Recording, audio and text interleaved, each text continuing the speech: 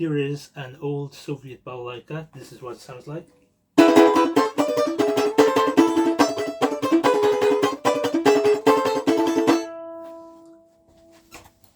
This is a Duff soloist balalaika. It's a lot more expensive. Here's what it sounds like.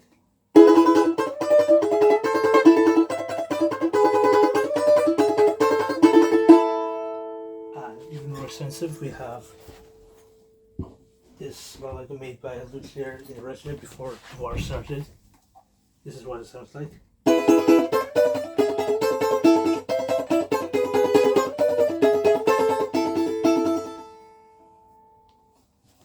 So what makes balalaikas three different prices? Oh, this one's even more expensive. Well, if we start with the old Soviet balalaika, it's got regular sized fretboard, which doesn't extend. It's got a large hill. It's got a thick neck. It's got a few cracks and a bit of wear and tear in the soundboard, but it still works. It's got an inlaid scratch plate. The bridge is good height. And it has some plain fret markers. The back is also quite plain. The sound is quite good, but the three strings are equidistant, so it's not as easy to do single pizzicato if the strings were if these strings were closer and the string is a bit further apart. I'll show you what I mean. So with this, strings are same length. With the Duff soloist, this string is further apart than these strings. This lets you do techniques such as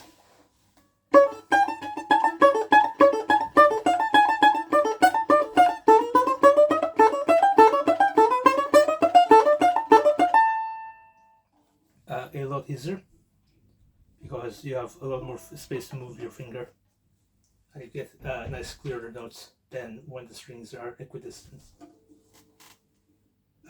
Also, you'll notice this balalaika has an extended fingerboard, so you can reach higher notes compared to the last balalaika. So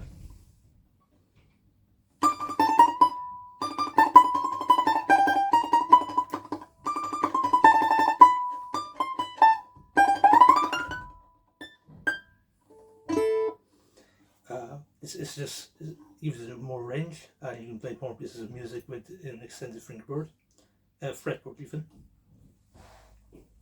The scratch plate here is wooden and raised, so it's pretty much flush with the fretboard, so it's easier to do rolls.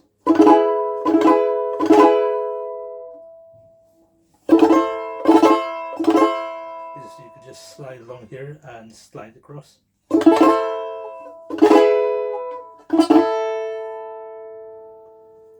It also gives you somewhere to. It's also fairly smooth, so it's nice and easy to slide across without making too much noise when you're doing single pizzicato.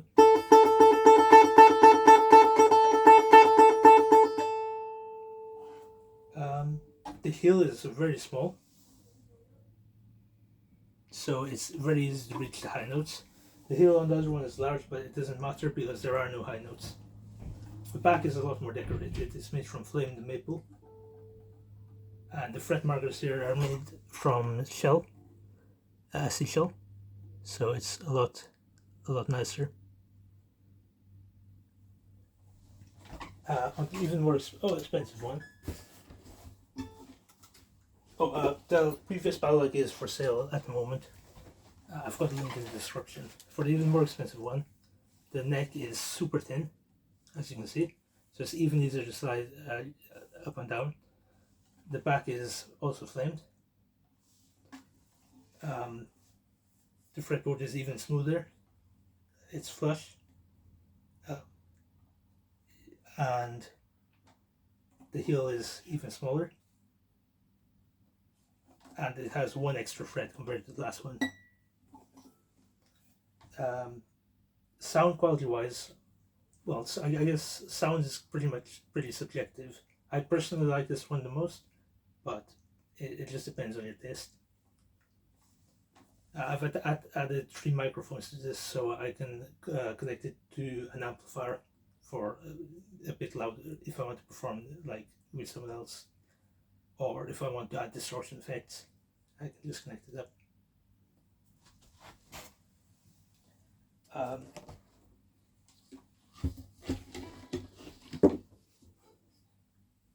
Balalaikas have different rigidities of the soundboard as well. So you want a slightly flexible soundboard so you can do true vibrato where the low note lowers. So with this one,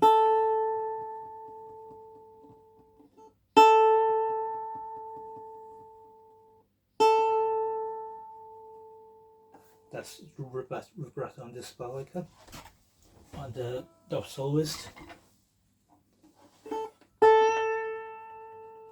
it's a lot more noticeable.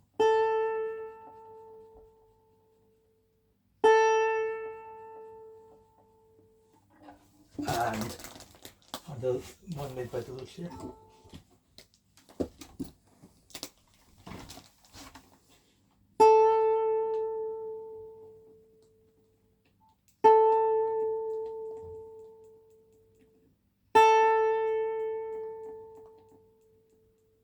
it's even more noticeable.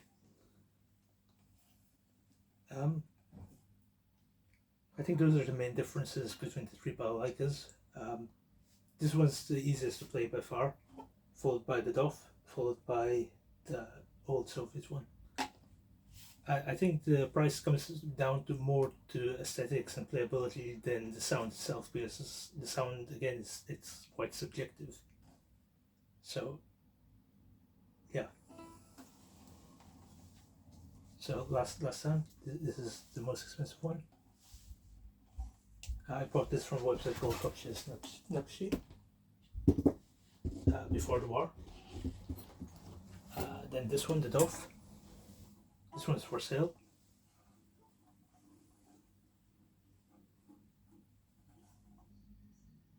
And lastly, the old Soviet Balalaika.